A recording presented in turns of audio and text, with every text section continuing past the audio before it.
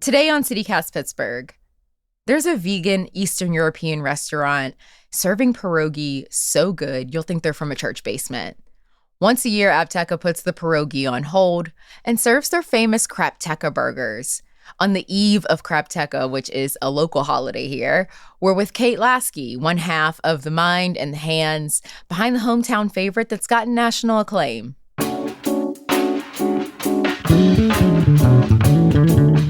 It's Thursday, January 19th. I'm Morgan Moody, and this is CityCast Pittsburgh.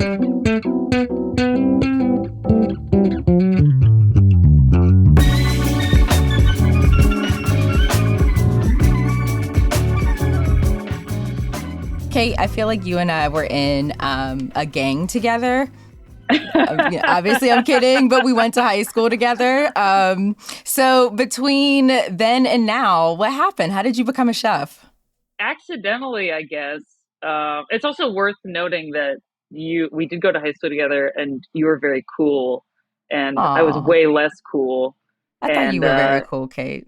thanks, Morgan. That's because you're so cool. Uh, yeah, I don't know. I stuck around Pittsburgh and did school, and the whole time, like in high school and beyond, then I was working in food, but it was just because I had a job and that like at a place that opened right down the street from me, and I was trying to be a barista, and they were like, no, and they gave me a job in the kitchen. So I was like working in a kitchen in high school and college and into grad school. And in that time, then I met my partner, who we were just like we started doing a pop-up together, and we really liked cooking together. Like we really worked well together and had a lot of fun doing this like pop-up, and that just got like more and more popular. And then for whatever reason we were like, maybe we should open a restaurant, and then we did.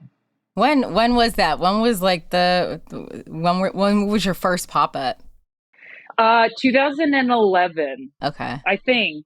2011, yeah. I was still in undergrad. I was like a basically a senior, and he had done it without me like maybe twice. And then we got together, and I was like, "Oh yeah, I like know how to make some soups." And then I had some food experience. So like I got kind of pulled into it pretty quickly, and yeah, we did that for like 5 years before opening Epteka. I think I remember one of those pop ups because I had like just moved back here out of college and moved on to Penn Avenue, like in Garfield. And I remember Yeah, running yeah. into you, yeah, like in on the street, and you were making pierogi, and I was like, "What?" And here we are. Yeah, because we did it at the Garfield Artworks, RIP.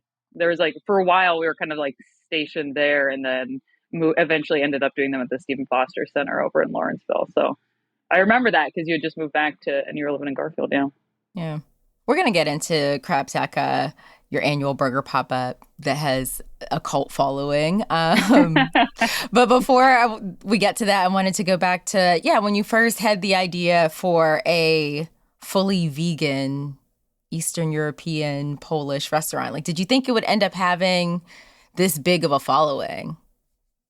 No, no. I think like with Pierogi Night, like what we saw is that people were really excited to come out. Like it was more like whenever people talk about it now, then Mm. I think they speak of it as like this social event that was happening, because we would have like 300 people on a lot of pierogi nights, especially towards the end. It was like, between 2 and 400 people in this 3 hour window. Wow, yeah. And it would take all week to like prep, and we would get all of our friends who like had no food experience to help us. How many were you making if you're I mean, prepping for a honestly, week? more than we make for a week in the restaurant now. Yeah. It was crazy. But probably like 3,000 pierogi sort of thing, maybe a little bit more than that.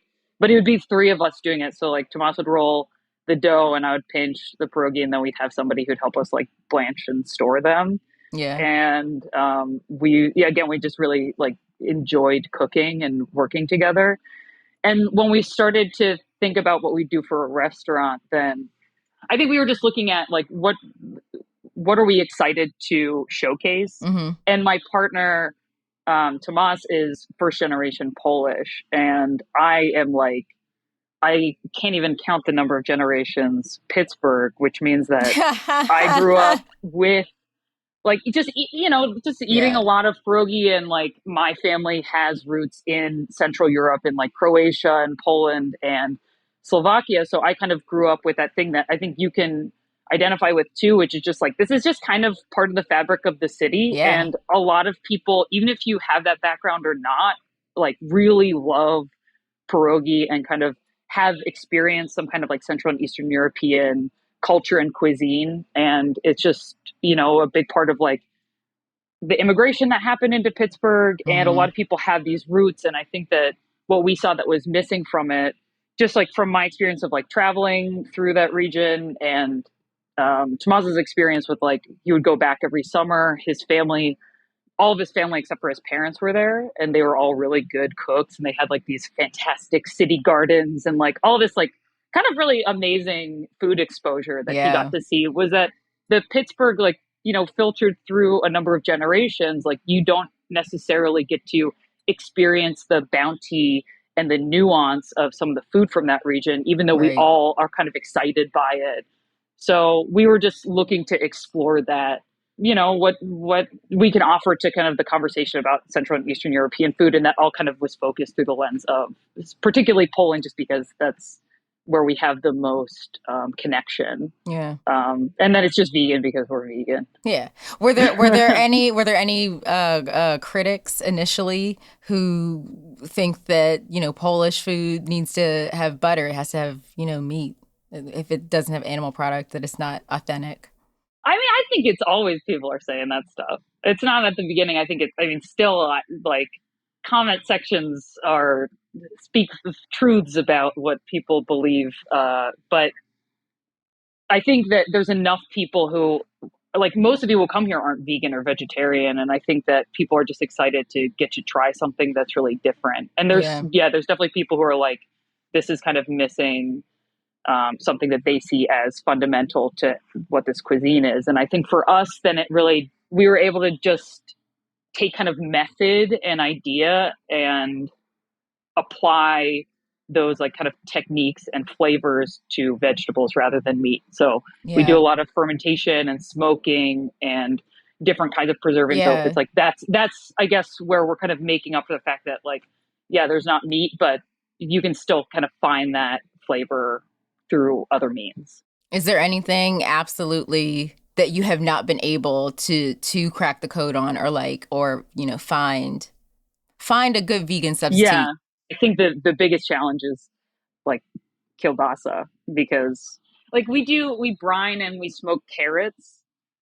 Some Yeah. people listening to this are going to be like, this is the most ridiculous thing ever. No. This doesn't, but we brine and smoke carrots and they're really delicious. Like they kind of just taste like they have qualities of like a smoked meat, but Mm-hmm. you can't just put a brined smoked carrot on a plate and be like, hey, this is a kielbasa. Like Right. it's, I think some people maybe are comfortable with that, but it's just like, I think for us, then we just find it as like, it's kind of missing, like something's missing from that experience. Yeah.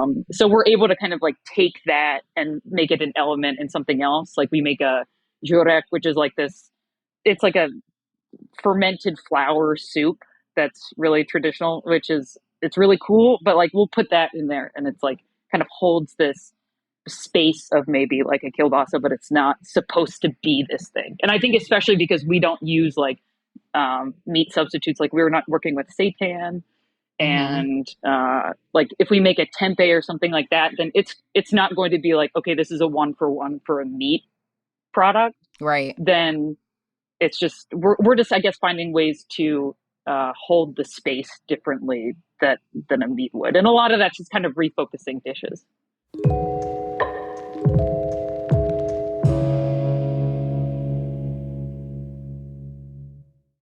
You have Crapteka starting this week. This is the sixth year that this is going Yeah, on. yeah, Wow. we're old. The annual, well, you're still young, Yeah. six is young. The annual event is where you switch things up and you make burgers for a couple of weeks. You're talking about how intensive your and time consuming your prep can be, to make everything in house for your, for all of your dishes.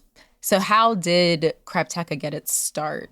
It started because basically we wanted to go on vacation every year, Mm-hmm. and we thought that we'd be able to, and we were able to for the first couple of years, like basically prep a ton of stuff and then leave and just like not leave everybody here in a really bad situation. So like if we were doing the Apteca menu, then especially for the first couple of years, it's just really hard for us to not be here because it was just so much work and so much upkeep. Yeah. So with Crapteka, we were like, okay, well, we'll just do veggie burgers, and which we used to do a late night menu too. So we were already running them on a late night menu. Mm-hmm. And we just would make like a ton of, meats and then like, you know, leave the keys and come back. And we would close like, I think we would run it for a week and then we'd close for a week. So we were able to leave for like 10 days. Yeah, how does it operate? What do you put like your order in and it's just pickup, right? We're back to doing dine in. Like it's been weird just with the pandemic, but like Yeah. because the first year of the pandemic we were only doing takeout like for the entire restaurant, and then last year we did a hybrid. And I think enough people want to still do takeout that we're going to offer some for Mhm. pre-orders. On your Instagram, it says that people get pretty stoked for Crapteka, which I think is a bit of a misnomer.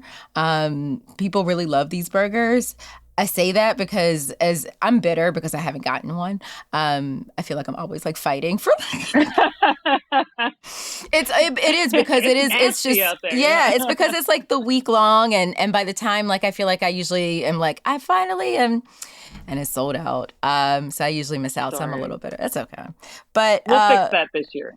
I'm coming this year. We have 3 weeks. I'm gonna get all the burgers. What is on the burger this year? So we do four types. Or this year, I guess we're doing four types. Sometimes we've done less, but we have one that's like a classic burger that's just like lettuce, tomato, onion, and we spin a mayo out of a chili oil. So we make chili Hmm. oil and then spin that oil into a mayo, and that's on there. And Heinz because we must. And then That's the only thing that you don't do from scratch, right? yeah, we do buy ketchup. Yeah, We do. We must. because yeah, you must. Yeah, That's that'd be twisted. yeah. And then yeah, there's three other kinds that are kind of like specialty burgers. So we're doing like a Tropicalia one that has like burnt pineapple and some curry Mm. sauces, and one that's called a Frico that has like just like weird stuff on it, like a raisin sauce and pumpkin seed oil. It sounds crazy, but it's really fun. And then a Bava burger that's like um, kind of an homage to more of like Apteca style menu, so like beets and dill and horseradish. And then there's two other sandwiches, and there's fries, and there's some salads, and a sunflower seed ice cream milkshakes. And that's roughly the entire menu. So we're going to be pattying burgers all day tomorrow in Yeah. preparation. I mean, you've been a very popular restaurant since you opened. Have things changed for you at all since the New York Times named Apteca one of the 50 best restaurants, of 2022? Has it been? Yeah, that's crazy. I mean, I think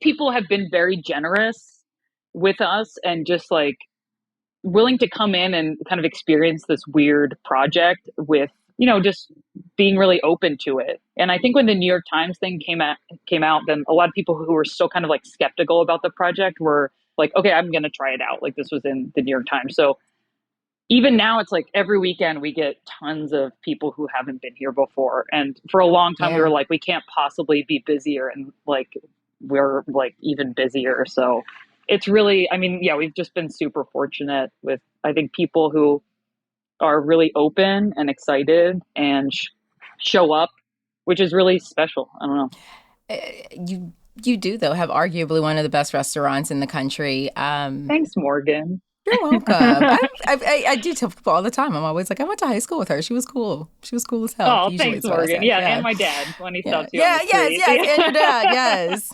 Shout out Kate's dad. What's your tip for making sure that you get a burger this year at Crapteka? Well, we're gonna try to make a lot.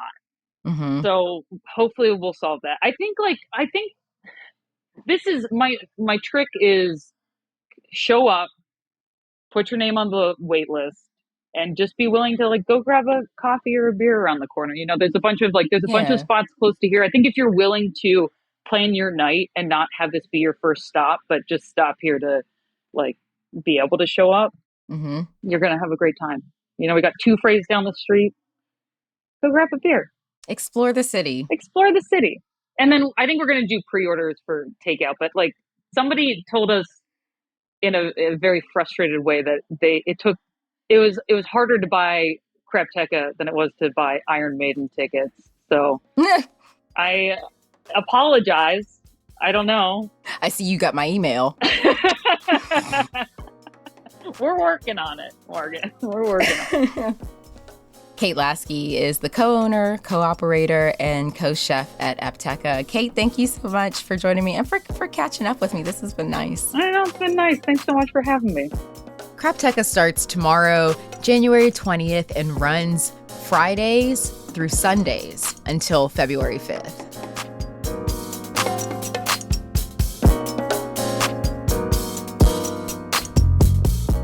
A little more news before you go. Mayor Ed Gainey is appointing 7 people to the city's newly reorganized Art and Civic Design Commission. A little history here. Gainey dismissed all 5 members of the Art Commission late last year. It was pretty abrupt. Then he split the commission into 2 groups. One reviews proposals for public art projects like paintings and sculptures. The other focuses on civic design and reviews proposals for things like public housing and parks. City council members have to approve Gainey's new picks for the commission before they can start these volunteer positions. And there is a local celebrity in Frick Park, and his name is Castor. Castor's a beaver that hikers and wildlife fans have been on the lookout for. Park rangers say that the presence of a beaver is a damn good sign for 9 Mile Run. It was once known as Stink Creek because of the industrial waste in the water. While Castor may not have found his forever home in Frick Park, his renovations will make the park more climate resilient in the long run. That's all for today here on CityCast Pittsburgh. If you enjoyed the show and you get a Crapteka burger because of it, take a picture and tag us on social. We're on Instagram and Twitter at CityCastPGH, and subscribe to our Hey Pittsburgh newsletter. That would be very nice. We'll be back tomorrow morning with more news from around the city, so we'll see you then.